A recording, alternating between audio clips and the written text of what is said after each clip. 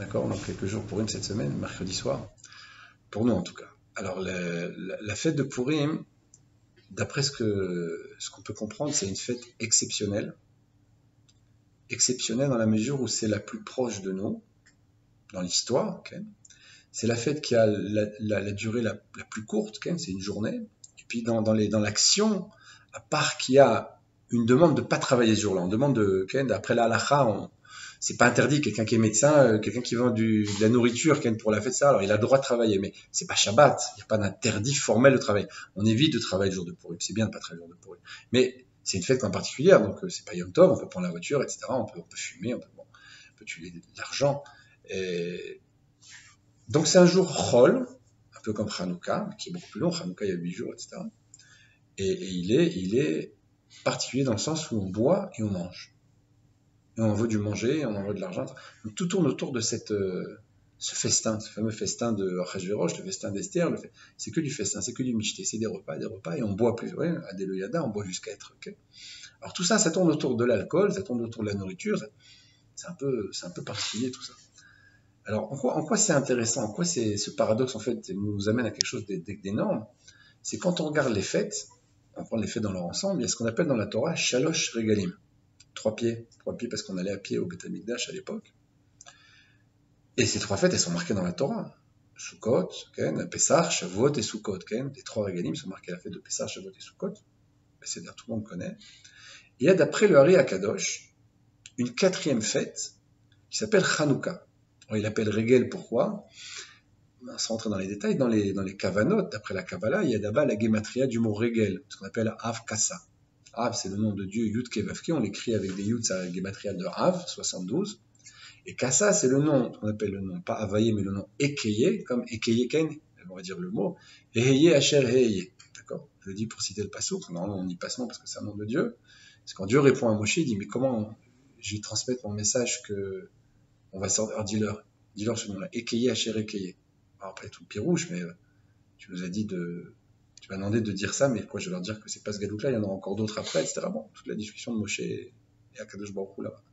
Donc dans ce nom Ekeye, il y a une valeur numérique, on l'écrit aussi avec le Yud, de 161. Or 161 et 72, qui sont le nom Avaye et le nom Ekeye, d'après cette écriture-là, la façon dont on va remplir les lettres, ça donne une valeur numérique de Regel. 232. Il y a une autre raison, halachique, qui est un remès, une allusion là-bas, c'est que la Hanoukia, on l'allume d'après la halacha, jusqu'à quelle heure? On dit jusqu'à ce que, tu dis pas maintenant, dans la Mishnah, on dit par exemple la Shmurot à Boker, on dit les Kohanim jusqu'à ce qu'ils viennent, tel garde, etc., jusqu'à Chatzot, la moitié de la nuit, qui n'est pas minuit, c'est une heure différente, nos Zmanim, c'est pas le Ken, c'est 1h du matin, 11h30, etc. Alors, c'est les Zmanim, les temps qu'on a l'habitude d'entendre. Mais là, on te dit quoi? Tu vas allumer jusqu'à ce que Hachiraglet, Tarmudaim, Ochim Machou, jusqu'à ce que les pieds des voyous, quoi, de ceux qui traînent dans la rue vont partir. Il n'y en aura plus, quoi, il n'y aura plus personne qui tourne. Alors, Raglet, Tarmudaim, c'est la Agdara, c'est la façon qu'a la halacha de nous dire jusqu'à quelle heure j'allume la Hanoukia, jusqu'à ce que les pieds des... Alors, ces pieds-là, le Hari te dit, c'est l'allusion sur le fait qu'on appelle ça Regel. D'après la halacha, d'après le Sod, des deux façons, il revient sur ce Regel. Alors, c'est vrai qu'on a ici 3 fêtes, d'Oraita, de la Torah, qui s'appelle Regel, et on en a une 4e, qui s'appelle aussi Regel, d'après ce qu'on a expliqué, mais qui est des Rabbanan, qui est par les Chachamim. Alors, ce point-là, on va juste s'arrêter et faire une petite digression pour expliquer un peu ce que ça veut dire, c'est que c'est quelque chose qu'on retrouve partout. Et on va comprendre maintenant quoi c'est intéressant, parce que quand on regarde le Yudke Vavke, c'est ce fameux nom, on a ce qu'on appelle la Merkava, on a Avraham, Yitzhak, Yaakov, David. Quel rapport David? On est avec les Havot, on passe au roi David. Alors il y a une différence ici. C'est quoi cette différence? Eh bien les 3 sont dans la Torah, et puis quelque part il est des Rabbanan. C'est une image que je donne. Il y a une espèce de coupure dans le temps, dans la personnalité, entre les 3 Havot et David Ameler. Donc c'est cette même idée qui revient. D'ailleurs, à Hanouka, on est Mizmor chez Hanouka Tabaï et David d'ailleurs, on cite ce Mizmor de David, etc. Il y a un autre exemple, juste pour exprimer cette idée-là. Dans le Birkat Amazon, il y a 3 brachot qui sont fixées par la Torah, et une qui est des Rabbanan, qui par les Chachamim. Donc on voit toujours dans ces 3 qui sont basiques, qui sont les 3 axes, l'axe de droite, l'axe de gauche et l'axe central. Et puis ensuite on a cette malchut, cette royauté de David, on a cette 4e bracha dans le Birkat Amazon, on a ce 4e élément, etc., qui amène lui au 5e élément, qui amène au Mashiach. Et alors maintenant, c'est ce qu'on va voir ici. la même façon qu'on a vu ici maintenant, ces 3 fêtes, cette 4e fête, on en a une 5e. C'est pourri. Mais c'est marrant parce que cette fête-là, elle est quelque part beaucoup plus triviale, beaucoup plus matérielle, beaucoup plus dans la nourriture. T'as un décrochage. C'est quoi ce décrochage? C'est pour te dire c'est encore plus grand que les autres. C'est encore plus haut. C'est pour ça que la Megillah, elle n'a pas le nom de Dieu. C'est pas écrit là-bas. Améler. Beaucoup Mefarshim, que tu vois Améler, quand tu vois le roi, pas marqué Améler Arashverosh, pas marqué Améler, quand il y a marqué Méler. C'est le roi, Méler Malchem Malchem Kadosh Baruch Hu. C'est une allusion sur Dieu lui-même. Il y a des mots avec un Yud, Ke, Vav, Ke dans les premières lettres, on voit le nom de Dieu, etc. Mais c'est pas marqué clairement. Tu dis toute la Megillah, il n'y a pas Elohim, il n'y a pas Vaillé, il n'y a aucun nom de Dieu. Et on te dit chaque mot, en fait, c'est un nom de Dieu. C'est le trivial, c'est le quotidien. Dieu est présent dans chaque chose. Dieu est dans les détails, comme on dit. Alors cette 5e fête, où tu vois que c'est le 5e niveau, parce que tu as aussi 4 niveaux de l'âme, et puis tu en as un 5e. Nefesh, Ruach, Neshama, Chaya, Yechida. C'est quoi Yechida? C'est Messirut Nefesh, le don de soi. Ça c'est pour eux. Ils ont fait Messirut Nefesh, ils étaient prêts à tous à mourir. Ils n'avaient pas le choix, ils allaient tuer, mais ils ont dit, bon alors maintenant on fait 3 jours de tchouva. Et puis à la grâce de Dieu, on n'a plus rien à perdre, c'est le bout, ils ont tous fait tchouva, tous. Comme un Matan Torah d'ailleurs. C'est pour ça que c'est marqué Kimo Mashikibu, ils ont accompli ce qu'ils ont reçu là-bas. C'était Keish Echad Belevechan, il y a marqué Vaïchan Sham Israël, Israël était devant la montagne. Il y a marqué Vaïchan, il a campé Israël. Pas tout seul, ils étaient plusieurs millions. Mais c'est marqué Rachid, Keish Echad Belevechan, comme un seul homme avec un seul cœur. C'est ce qui s'est passé à Purim. On va tous vous tuer. Ils ont tous fait tchouva. Ils ont compris, c'est un signe de Dieu. On a fait des bêtises, on a été trop loin, il y a eu des choses qui sont. On va réparer. On y arrive, on n'y arrive pas. Okay. Alors ils ont fait tchouva tous, Keishirad, comme un seul homme. Alors où est-ce qu'on voit qu'il y a ici un 5e niveau? C'est la 5e fête dans l'histoire. Chronologiquement, c'est la 5e fête dans l'année, aussi chronologiquement. Parce qu'après on revient sur Pessah, on revient au début. Mais encore autre chose, on l'appelle Purim, Yémé à Purim, les jours de Purim. Ça vous rappelle quelque chose? Il y a Yémé, Yom, Aki Purim. On dit Purim, c'est plus au Kippour. Parce que c'est qui Purim? Yom, comme Purim. Et où est-ce que tu vois qu'il y a un lien? C'est quand tu fais la tfila à Kippour, c'est le seul jour dans l'année où tu fais combien de prières? 5. Dans l'année, t'en as 3. Shabbat, t'en as 4. Shrodesh, on a 4 jours de fête. À Kippour, t'en as une 5e. L'année, là. À Yom Kippourim, t'as un 5e degré ici. D'ailleurs, au moment de l'année, là, on dit Shema Israël, et il y a une kavana qu'on doit penser qu'on est prêt à donner notre vie. On est liés, totalement liés. On est dans un 5e degré, on a un 5e élément. Adam, Ken, Noach, Avraham, etc. Avraham, Yitzhak, Yaakov, David. David, c'est l'ancêtre. Et puis Melech HaMashiach, c'est le 5e. La fête de Purim, c'est la fête du Mashiach, en fait. Et alors, ça va plus loin. Tous les textes vont disparaître quand Mashiach viendra. Sauf le Chumash et la Megillat Esther. Tous les textes. Devim, Tuvim, Akol. Alors là-bas, il explique, ils ne vont pas disparaître, mais on les verra presque plus. Quoi. Il y aura tellement de lumière. Bon, alors juste la Megillah va rester. Il n'y a pas marqué le nom de Dieu à l'intérieur. Justement. Tu ne peux pas l'écrire, c'est tellement haut, tu ne peux pas l'écrire. Il est dans chaque mot, il est dans chaque action, dans chaque histoire. Toutes les fêtes vont disparaître, sauf Purim. Rambam. L'Agmara, c'est marqué. Tout va disparaître sauf Purim. Et tu bois, tu manges, tu te saoules. C'est ça le travail, il est ici.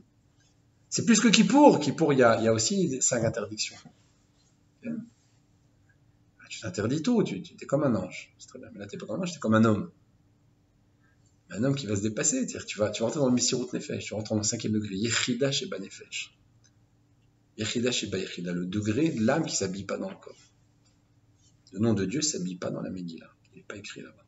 Et la Yechida, elle n'est pas à l'intérieur du corps. Elle le transcende. Mais c'est ça pour lui. C'est le 5e degré. C'est la fête des fêtes, en fait. C'est pour ça qu'elle ne disparaît pas, c'est pour ça que la Megillah est reste, c'est pour ça que.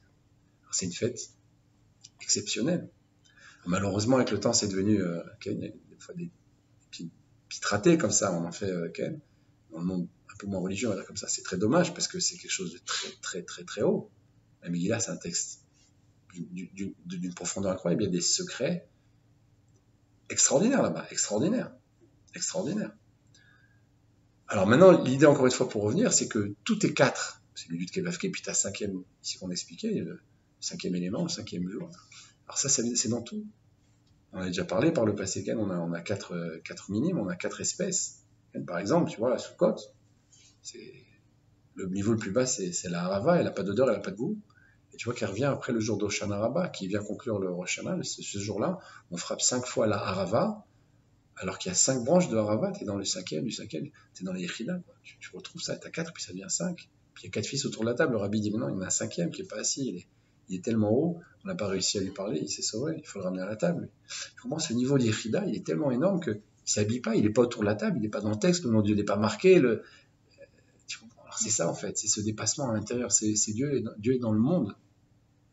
Il n'est pas dans le... Yom Tov, c'est extraordinairement haut, j'ai pas le droit, il faut faire ça.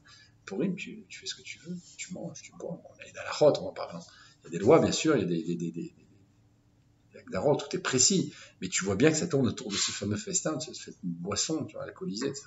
Parce que justement, tu vas dévoiler l'essence, tu vas dévoiler l'essentiel, ce qui se trouve profondément à l'intérieur de toi, à l'intérieur de la fête, à l'intérieur du texte, etc. Alors c'était un petit peu pour Purim.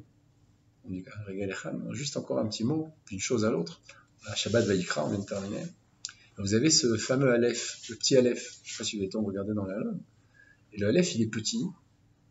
Alors les textes, le Rabbi, entre autres, explique comme ça, il dit, c'est une image, c'est Moshe Rabbeinu, parce que c'est quoi Vayikra? C'est Dieu a appelé Moshe. Et il appelle parce qu'il aime Moshe, il a une approche comme ça, alors il appelle Moshe, viens, je vais t'expliquer des choses.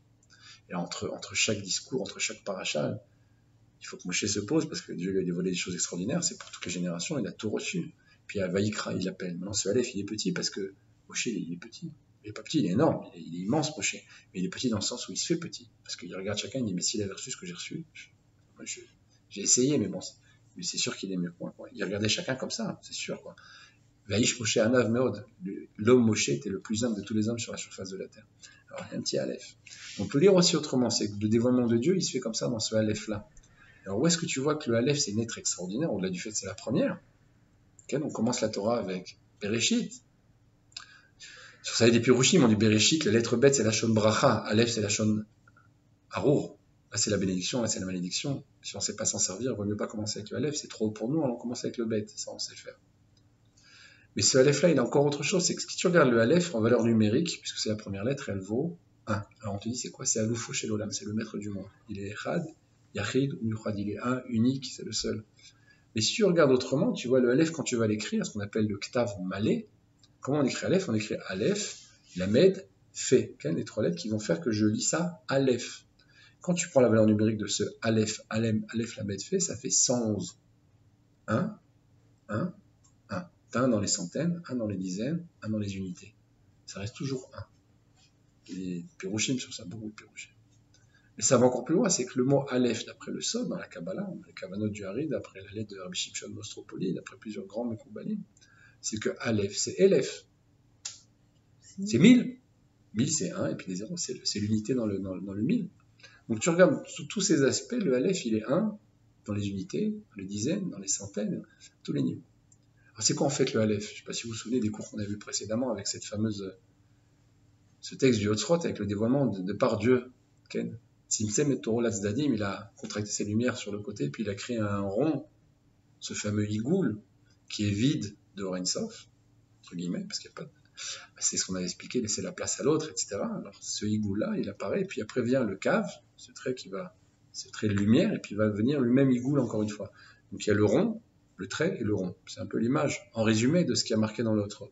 Si vous prenez un Aleph, j'ai un rond, ce fameux Yud en haut, j'ai un cave au milieu, ce trait de lumière, et puis en bas j'ai encore un rond. On a cette même image qui revient dans l'Aleph. C'est le secret de la création, en fin de compte. Le Tzimtzum, la contraction, elle apparaît ici, dans le rond, le trait et le rond. C'est la forme du Aleph.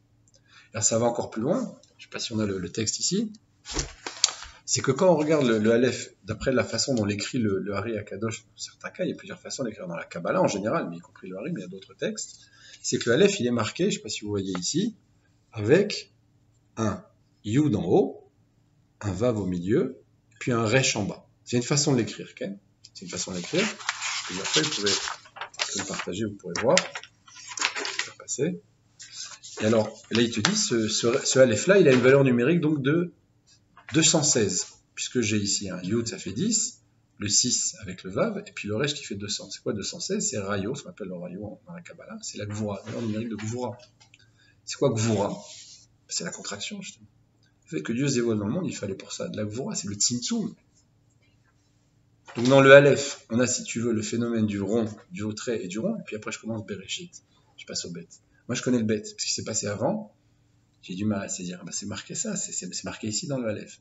Alors ce qui est encore plus intéressant, c'est si on regarde le Aleph, si vous voulez, il y a plusieurs fois on peut passer, si on regarde le deuxième Aleph qu'on connaît aussi très bien, qui est le Aleph de Rashi, vous voyez dans le Aleph de Rashi un rayo absolument dans sa forme. C'est-à-dire qu'on voit un Resh, comme ça qu'il est écrit son Aleph, puis au-dessus il y a un Yud, et puis en bas il y a un Vav.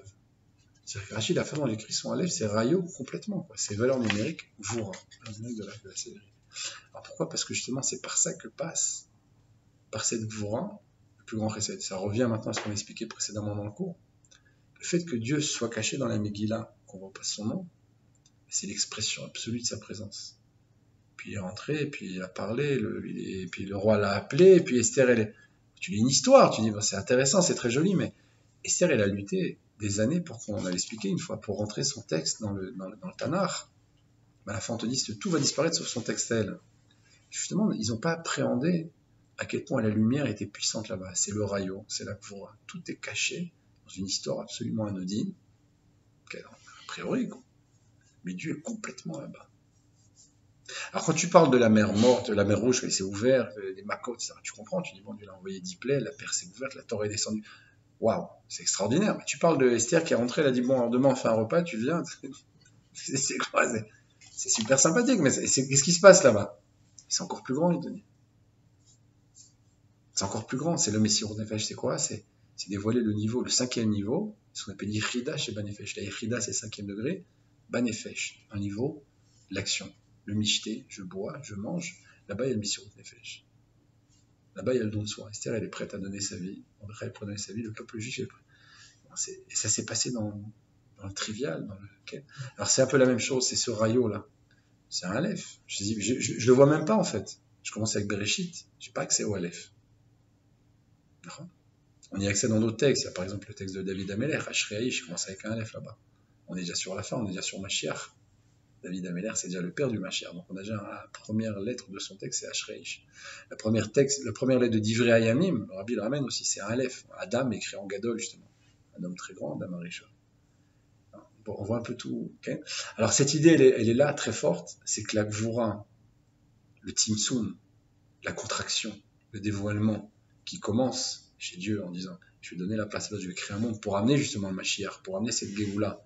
Il y a eu une ratée avec Adam Rishon et puis après d'autres générations jusqu'à aujourd'hui malheureusement. Et bien ça se termine nous avec la Megillat Esther, où le nom n'apparaît pas, comme ce Aleph qui n'est pas écrit dans la Torah mais seulement le Bet, qui ce Aleph encore une fois représente cette Gvura absolue qui est en fait le plus grand chesed, quand Dieu se cache, quand Dieu contracte sa lumière, c'est justement pour donner naissance au monde. Et bien c'est ce qui se passe dans la Megillah. Quand Dieu se cache dans la Megillah, c'est pour justement donner naissance au Mashiach, donner naissance à cette fête qui est la fête du Mashiach, en fait, Purim. C'est tout la fête du Mashiach, mais encore plus, puisque c'est la 5e fête. Donc, Ichida chez Banefesh, le 5e degré qui se dévoile dans le monde. Mais à l'intérieur, il faut bien y regarder, comme dans le texte où la Megillah n'a pas le nom de Dieu. Dans ces repas, on va manger, on va boire. Il faut bien se rappeler qu'on est là en train de fêter une fête qui est la fête de la Géoula, et arriver à comprendre et à sentir toute cette profondeur qu'il y a dans les textes de la Megillah, parce que c'est un texte extraordinaire, au point qu'il ne disparaîtra pas quand Mashiach viendra. Voilà. Shavuot Tov.